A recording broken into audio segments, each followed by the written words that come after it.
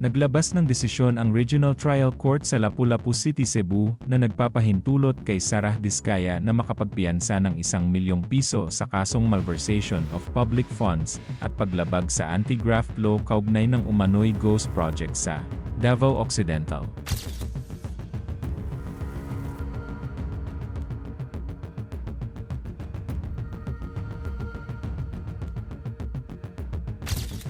Pinayagan din ng korte na makapagpiyansa ng 300,000 piso si DPWH Finance Officer Cesar Ryan Ubungian.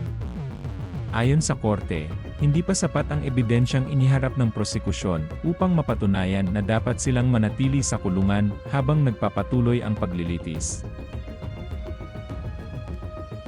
Sa resolusyon ni RTC Branch 27 Presiding Judge Nelson Leco, sinabi na wala pang testigong direktang nag-ugnay kay Diskaya sa umano'y ghost project sa Malita.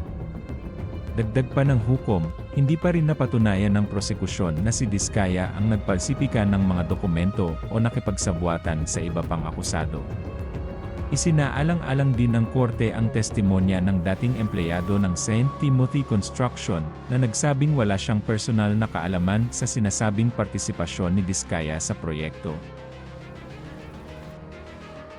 Samantala, hindi pinagbigyan ng korte ang 8 iba pang akusado sa kanilang petisyon para sa piyansa.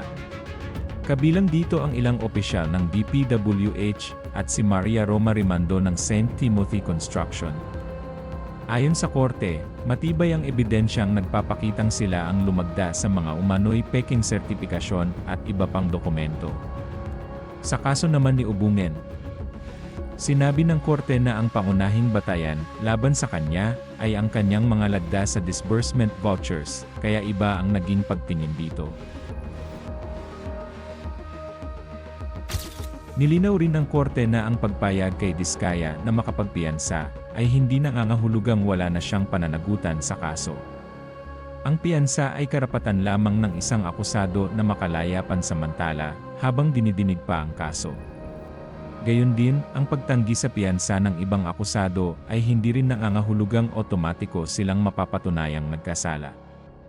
Ang magiging pasya ay nakasalalay pa rin sa kabuuang ebidensyang ihaharap sa paglilitis.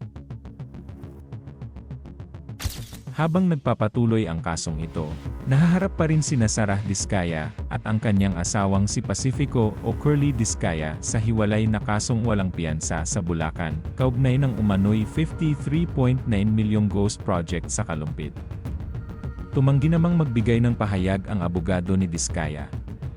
Samantala, sinabi ng mga abogado ng iba pang akusado na maghahain sila ng motion for reconsideration at iba pang legal na remedyo dahil naniniwala silang mapapawalang sala ang kanilang mga kliyente kapag naisalang na ang buong kaso sa paglilitis.